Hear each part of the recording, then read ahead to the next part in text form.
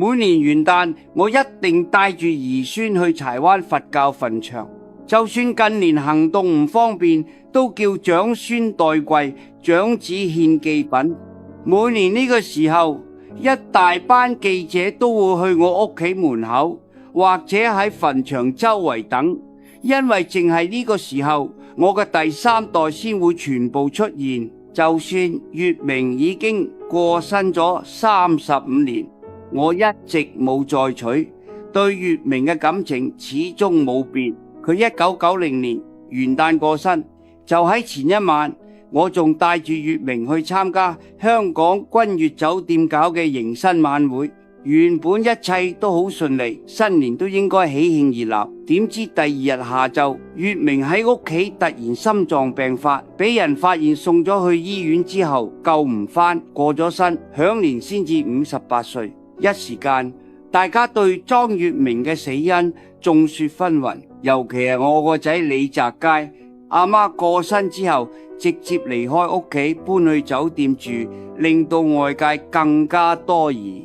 澤楷攬住月明嘅遺像喊到脫水，之後搬去酒店住咗大半年。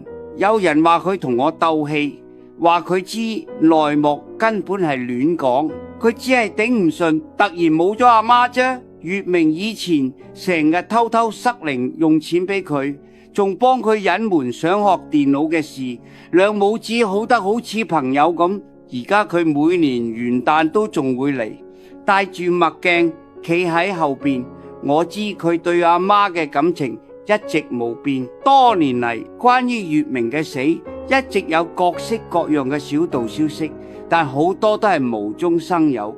呢幾年傳得最厲害嘅就係李嘉誠帶某個女星返屋企激死莊月明，我聽到都覺得好笑。個女星咪就係你哋講嘅李大美人咯。當時佢正同某個富豪拍拖，拍得好黐纏，全香港嘅狗仔都知得好清楚，點解會變咗同我有染？仲有，如果真係有內幕，李澤鉅同李澤楷會唔會唔去查？而且月明唔單止係我老婆，仲係我表妹，莊家都係香港嘅頂級豪門。